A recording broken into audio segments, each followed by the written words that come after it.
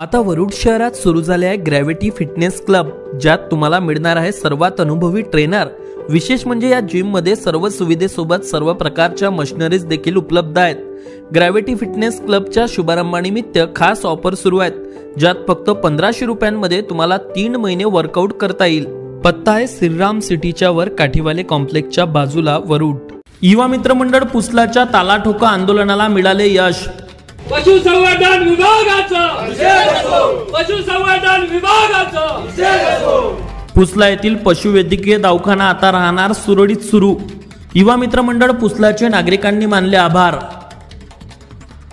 मागील अनेक दिवसांपासून पुसला येथे पशुवैद्यकीय अधिकारी द्या या मागणीसाठी अनेकदा युवा मित्र मंडळ पुसलाने निवेदन दिली, मात्र यावर कुठलीच अंमलबजावणी न झाल्याने आता पावसाळा देखील सुरू होत आहे। त्यामुळे पशु व पाळीव प्राण्यांना त्वरित उपचार मिळावे यासाठी अखेर युवा मित्र मंडळ पुसलातर्फे सूरज धर्मे यांच्या नेतृत्वात पुसला येथील पशुवैद्यकीय दवाखान्यावर तालाठोका आंदोलन करण्याचा प्रयत्न आज केला असता शेंद्रुजना घाट पोलीस व पशुवैद्यकीय अधिकाऱ्यांच्या मध्यस्थीने यावर तोडगा काढण्यात आला। युवा मित्र मंडळ पुसलाची मागणी पूर्ण करण्यात आली असून पुसला येथील पशुवैद्यकीय दवाखाना आता सुरळीत सुरू राहणार आहे।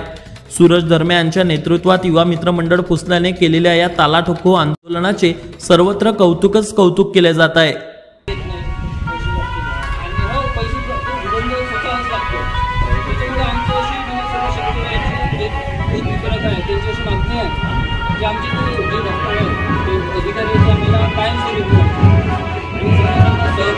बोगस बियाण्यांची विक्री करणारा पोलिसांच्या ताब्यात।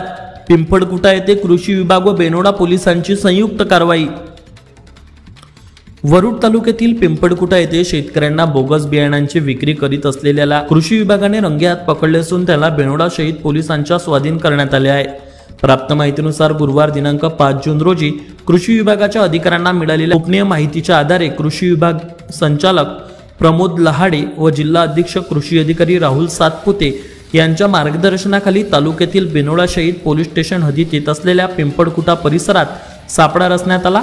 शेतकऱ्यांना बोगस बियाण्यांची विक्री करणारा अजिंक्य पडोडे याला प्रतिबंधित एसटीबीटी कापूस बियाणांसह रंगेहात पकडण्यात आले। अजिंक्य पडोडे हा संशयित प्रतिबंधित कपाशी बियाण्यांची शेतकऱ्यांना विक्री करीत होता।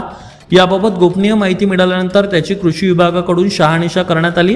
त्यानंतर बेनोडा शहीद पोलिसांच्या मदतीने त्याच्या विरुद्ध सापळा रचण्यात आला।